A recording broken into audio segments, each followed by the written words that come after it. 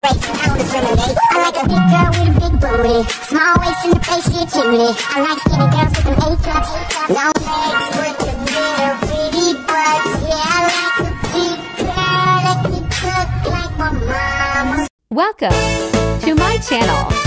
Be all content.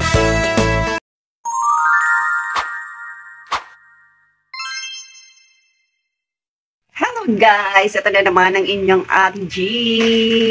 At babatiin ko na kayo ng good morning bago ako mag-unboxing. Ay, whole pala guys. Hindi kasi pala ito naka-plastic. Ito siya guys. Nakabili na naman si Ate G. Siyempre, ito na naman. At re-review ako ng isang item. Nabili ko siya ng 100 ano lang. 100 plus lang. Wala pa yatang 20 yan. Mga 109 yata. Ilalagay ko dyan yung price kasi nakalimutan ko. Ay, nandito pala. Nakalagay pala dito. 109 nga. 0.5.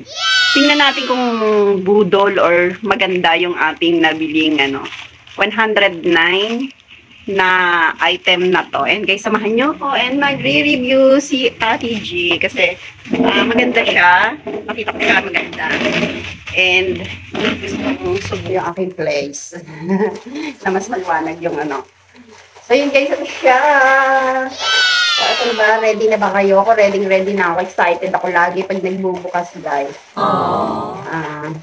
Ready siya sa dress. Pwede mo ito nakikita sa Facebook, sa TikTok. Lagi siya nakikita, kaya yan tuloy. Napabudol na rin. Dadan! Wow! 109 lang siya nabili ko guys. Ang ganda. Alam niya kung bakit. Kasi meron akong cashback at saka free shipping fee. Kaya naging 109 lang siya. So yun. Kaya medyo mura. Maganda nga siya. Yung nakita ko dun sa video, ganun din talaga yung itsura guys. Kasi minsan, di ba, maganda sa video, tapos ang pangit sa personal. So, ito siya guys.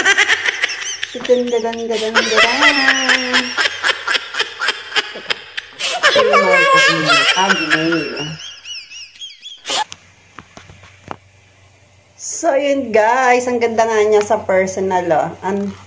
Plastic siya. Tapos, yung pagka-plastic niya ay hindi mabigat. Magaan siya. Tapos, may butas-butas siya sa likod. Tapos, ganyan ang kanyang taas. Parang 2 inches yata ito, 1.5. Yan, ganyan. Diba, alam ko 1 inches yung ganyan. Siguro 1.5 inches. So, ang ganda niya, guys. Tapos, ito, plastic din, pero para siyang tela, tingnan, Ang cute. Tapos, ang lampod, malapad. Bagay ito sa paakong di maganda. Susukatin natin, guys. Ang ganda niya. Pag tag-ulan, pwede to guys, pwede rin sa tag-araw, pwede rin sa tag-ulan. Kasi, pag nabasa to, hindi to tutuklap. Kasi nga, rubber siya. Tapos, size 38. 37 ako, kaya lang kinukuha ko talaga sa mga pagbibili ako ng slippers or shoes, 38. Para may allowance. Sukatin natin, guys. Guys, yan siya. Pasensya na sa aking paa, guys. Hindi pa ako nakakapagpa-pedicure. Pero, ang cute. Ang cute. Pero, hindi na yata ako sanay mag-heels ngayon. Ang tagal na. Ang tagal-tagal ko nang hindi nagsusuot ng may takong. Parang naisipan ko lang. Ay, naku, may kanin pa yata yung pa ako. Kasi kumakain ako nang dumating ko. So, yan siya, guys. Ang cute nga. Naglalakad ako. So, ang ganda niya nga. Kaya lang, parang naiilang ang inyong Ate G. Kasi ngayon pa lang ako magsusuot talaga ng ganito. Kaya, hindi ko, magpa-practice pa ako. So, yun guys. Ito na siya sa mga mahilig mag-heels. Ang ganda niya sa paa. Ang sosyal. Ang sosyal. Mas malambot. Para akong may foam sa paa. Ang lambot. Ang lambot ng talampakan. So, yun. So, yan guys, at satisfied naman ako sa aking nabili. Kala ko budol pero okay siya. Pwede naman siya ipansimba. Tapos, kaya lang, magpapalinis muna ako ng koko kasi hindi pa nalilinisan ng aking koko. Mas maganda to pag bagong pedicure.